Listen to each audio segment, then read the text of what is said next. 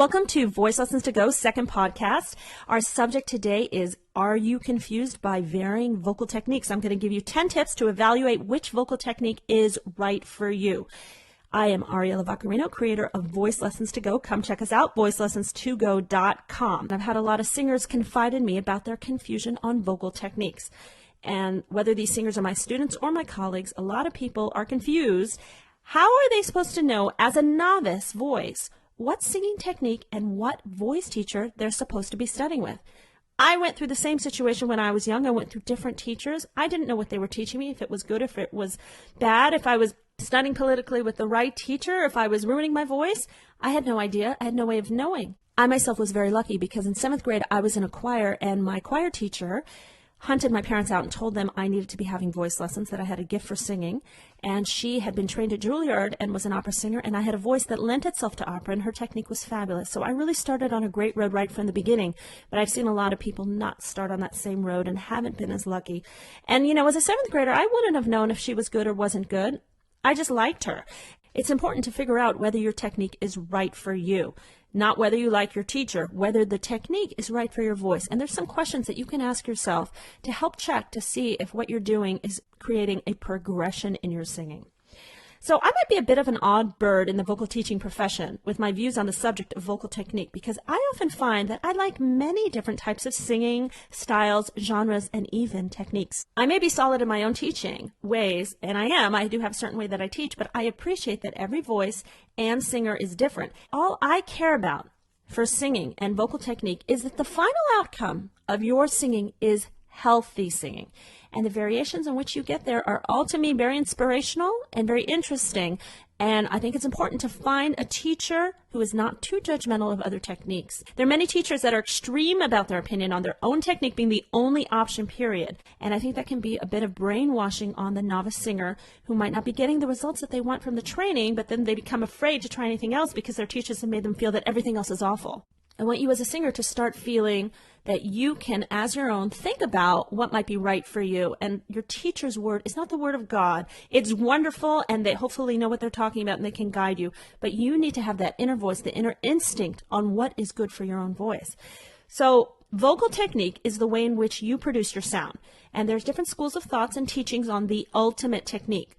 For example, some push out the diaphragm and lock, while others try and hold the larynx down. Some want you to sing through a honk, which is a nasal resonator.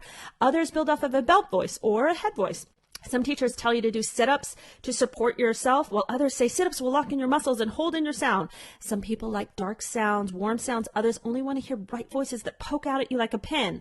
Some people use covered vowels to attain vocal beauty, throwing away diction for the sake of sound, while others do the opposite for the sake of diction. It's all very overwhelming, and no matter what you choose to do, there will always, I promise you, be someone out there judging your technique and thinking you could be singing better if you only studied with them or with their own teacher.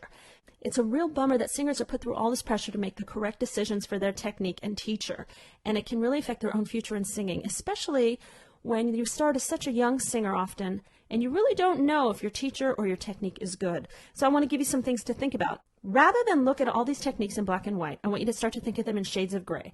What works for one voice and one body may not be good for your voice, or vice versa. You also might need to pull a few concepts from different sources to blend the perfect technique cocktail, if you will, for your own voice.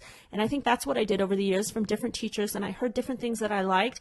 And eventually I stopped being the student. I did become the teacher, but I had a lot of knowledge from a lot of different sources that helped me to develop my own technique and really feel secure in what I was doing. Remember, someone with a natural forward placement and sound may do much better with a certain teacher than a warmed voiced person. So what you can do, and the only thing you can do, is trust your instincts. You will never please everyone. The sooner you as a singer stand up for your voice and figure out what you need for it, the less of a student and the more of a professional singer you will be. So I'm going to give you 10 tips to help you evaluate your own vocal technique. Some of these are concepts and some of these are questions that you need to ask yourself and think about. Here we go. Number 1, if it hurts, it's bad, period. End of the line. There is no sing through the pain to get a result in singing. It's not like doing sit-ups. If you are hurting your voice, you are putting undue pressure on your muscles, and that can be putting pressure on your vocal cords, which can cause you a lot of problems like nodules. This will not work for any athlete on any muscle. There is a difference between pain and challenge. I am speaking of pain or strain. Don't do it. If your technique or your teacher are challenging you, that's fabulous.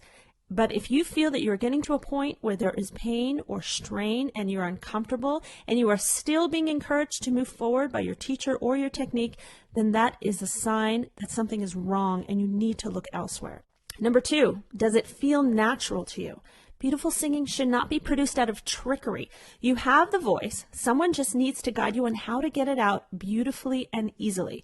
So your singing voice should come out like a natural extension of your speaking voice, not strangely affected. When you sing, it should be like you're speaking, like a prolonged speech. You shouldn't be making weird faces and opening your jaw in strange ways. Everything should feel natural. Number 3, does your technique make sense to your brain? Many teachers and techniques are explained differently. For example, some teacher may say something that is perceptual, like imagine your voice is free like leaves in the wind. Others have a number system. I need you to turn on 4 and 7 and hold back 3, which refers to different areas of resonation. Others are clinical. They refer to specific muscles in the name of the body and really do vocal pedagogy when singing. And then others teach by example. They'll give you examples and you listen. You learn from your ear. So they'll sing something to you and you sing it back to them. They can all be great for certain people. So make sure whichever technique you are in speaks and rings true to your own brain. Number 4, is your stamina improving? This is a question that you need to monitor and ask yourself. You can do this by checking. Can I sing a bit more every day? Can I challenge myself more without straining or hurting myself? Am I receiving positive results from my challenges? Are the correct muscles in my body working so that my larynx is supported and my sound is freer? Check also on how long you can sing. Are you tired by the end of a song, at the end of a few songs, the end of a performance? Do you find that you're ready to sing the next day after a performance, or do you need a day of vocal rest in between? I'm not saying vocal rest isn't normal for somebody who has a long performance, but are you feeling a gradual improvement in your stamina? As a student of singing, you need to learn how to monitor your own progress or regress.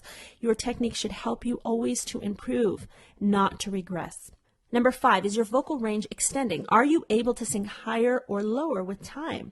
The stronger and freer that you become in singing from great technique, meaning that you're using the correct support system physically through muscles in your body to protect your larynx from any vocal strain, the easier the next quality note down or note up should become.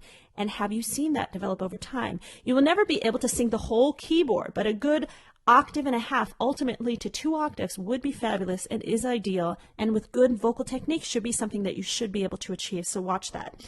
Number 6, are you getting good feedback? This is an easy one. Are people liking what they hear? Are you being complimented in your vocal improvement or singing beauty by others? Are you being asked to sing more often by other people? Are you getting more roles, more gigs, more parts?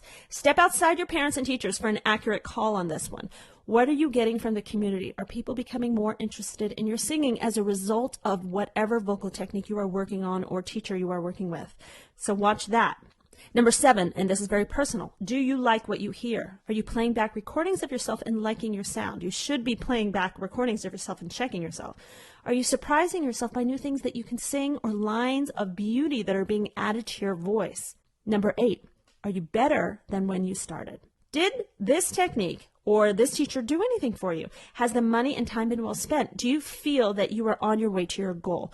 Because technique, good vocal technique, and a good voice teacher should be helping you. You should be better than when you started. You should be better within a few weeks. You should feel that you're on the right track. If you've been studying with someone for over a year and you feel you're at the same or even have regressed from where you were, it's time to find something else, trying to find a different technique. Number 9, are you becoming more confident as a singer? Are you finding that you're volunteering to be heard more often, or are you still hiding that voice out? Pay attention to this. If you're feeling more confident, it's probably because you are getting better and you are improving with the technique that you have. Number 10, do you feel in control of your voice? Remember, this is your voice. It's not your teacher's voice. It's not your technique's voice. You would not have it without your own vocal cords in there, and you have to remember that. Your technique should only help you to be in charge of your own sound. Your technique should give you the tools to control what comes out when you do go to sing. If it is becoming unpredictable or still unpredictable, your technique is not working for you. Vocal technique needs to help us to become in control of our voices, so when we stand up and sing in front of people, we can count on what's going to come out. So those were 10 tips on vocal technique and finding the right vocal technique that's right for you. This is often accompanied with finding the right voice teacher that's right for you. I want you to remember, as a singer, you need to be responsible for your own vocal choices. If something doesn't feel right, if you're not progressing, then something is not right. And if you feel that you're with a teacher and you've been paying her for a year and you have not gotten better, it's okay to stop or to go to another teacher for a lesson and just see what's out there. Please don't be afraid of the political issues involved with voice teachers. You need to do what's right for you. Don't be afraid of offending anybody. Remember, you're paying somebody money for their services, or you're working on a technique to improve your own voice. You need to be in control of it. You need to take charge of it, and you need to make sure that you are progressing. Never strain and never hurt when you sing. Remember, that's number one for me. Thank you so much for listening to my second podcast. This is our second podcast from Voice Lessons to Go. I am Ariella Vaccarino, creator of Voice Lessons to Go, VoiceLessonsToGo.com. This particular podcast was inspired by a blog entry, VoiceLessonsToGo.com/blog. Please come and subscribe to our blog. And if you have a question about your voice or your vocal technique and you need me to assess it for you, I have a service on my site called Your Vocal Assessment. So you can come check that out. You sign up for it. You send me a recording of your voice with your questions, and I'll get back to you with my assessment. So sometimes you just need another opinion from a voice teacher to see what you're doing. So if you're interested in that, come check it out, VoiceLessonsToGo.com. This podcast is for singers, filled with singing tips. I love to hear your ideas for future podcasts or my blogs. Please contact me at Ariella, ARIELLA, @VoiceLessonsToGo.com. Thank you so much. Sing well.